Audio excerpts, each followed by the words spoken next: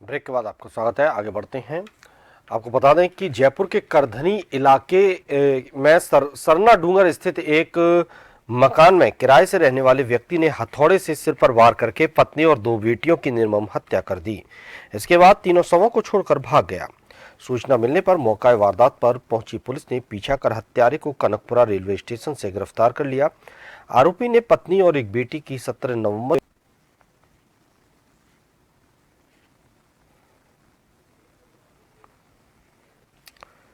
जयपुर के करधनी इलाके में सरना डूंगर स्थित एक मकान में किराए से रहने वाले व्यक्ति ने हथौड़े से सिर पर वार करके अपनी पत्नी और दो बेटियों की निर्मम हत्या कर दी।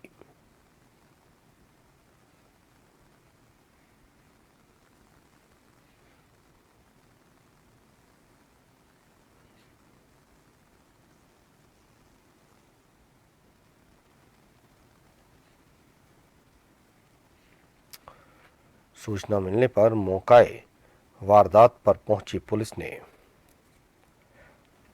आरोपी का पीछा कर हत्यारे को कनकपुरा रेलवे स्टेशन से गिरफ्तार कर लिया।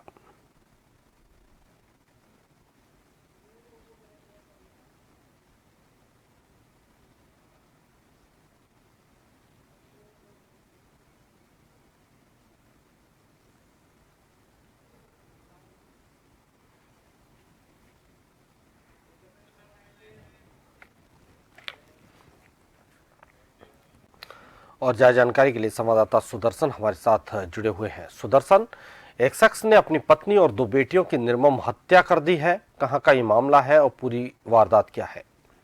देखिए भानु, बेहद ही दुखद हम इसको वारदात कहेंगे कि सभ्य समाज को शर्मसार कर देने वाली एक तरीके से हम ये कह सकते हैं कि ये वारदात है, जहां पर एक शख्स ने न सिर्फ अपनी पत्नी बल्कि अगर हम यहाँ पर बात करें तो दो बेटियों को बड़े ही निर्मम तरीके से मौत के घाट उतार दिया। हम अपने दर्शकों को बताना चाहेंगे, करधनी जो है जयपुर में, करधनी के सरना डूंगर एरिया में का ये मामला है। वहां पर किराए के मकान में ये आरोपी जो था वो रहता था।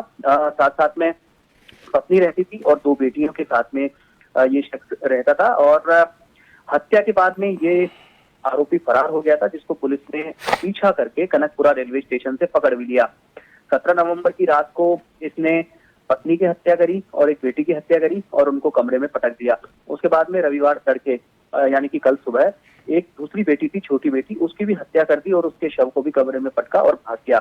लेकिन जब संदिग्ध परिस्थितियां नजर आई, भागते हुए वो नजर आया, तो जो पड़ोसी थे उन्होंने पुलिस को सूचना दी। उसके बाद में पुलिस मौके पर पहुंची और उसके बाद में इस पूरे सनसनीखेज मामले का यहाँ पर खुलासा हुआ। जो आरोपी है अमित कुमार और करण यादव, वो भानु यूपी उत्तर प्रदेश में फतेहपुर स्थित हुसैनगंज का रहने वाला है और काफी समय से यही जो सरना डूंगर है, इंडस्ट्रियल एरिया है, वहां पर ये रहता था और अगरबत्ती पर लगने वाला जो मसाला होता है उसकी पिसाई का ये काम करता था। काफी समय पहले किरण से इसकी लव मैरिज हुई थी, जो इसकी पत्नी है। और जो पूछताछ में सामने आया है भानु कि इसके ऊपर 1.5-2 लाख का कर्जा हो गया था और अभी हाल ही में इसकी जो साली है उसका कहीं इन्होंने रिश्ता तय करवाया था और इसको लेके परिवार में कई दिन से जो गृह कलेश है वो वहां पर चल रहा था। और इसीलिए इसने 17 नवंबर की रात को पहले तो पत्नी किरण और उसके बाद में 11 साल की जो बड़ी बेटी थी प्रिया, उसके सिर में हथौड़े से वार करके, अगर हम कहें तो देखिए किस तरीके से ये शर्मसार करने वाला जो मामला है, वाकया है कि हथौड़े से वार करके इसने अपनी पत्नी की हत्या करी, दो बेटियों की हत्या करी और उसके बाद में इधर उधर घूमता रहा। और जब इसने पत्नी और बड़ी बेटी की हत्या कर दी थी, उसके बाद अगले दिन 6 साल की बेटी को लेकर घूमता भी रहा, बाहर उसको खाना भी खिलाने के लिए लेके गया और जो दूसरा कमरा था वहां पर उसको लेके सो गया और सुबह 4 बजे हथौड़े से वार करके उसने उसकी भी हत्या कर दी। और जब लोगों ने पूछा कि आपकी बड़ी बेटी नहीं दिख रही है, तो इसने ये बहाना बनाया कि वो बीमार है और उसको अस्पताल में वहां पर एडमिट करवाया। लेकिन लोगों को इसकी जो एक्टिविटीज थी वो संदिग्ध नजर आई। उसके बाद में पुलिस को फोन किया गया, पुलिस मौके पे पहुंची और पुलिस ने इसको, भाग रहा था ये, फरार होने की कोशिश में था, कनकपुरा स्टेशन से इसको गिरफ्तार कर लिया। भानु जी, बहुत बहुत शुक्रिया सुदर्शन आपका तमाम जानकारी के लिए।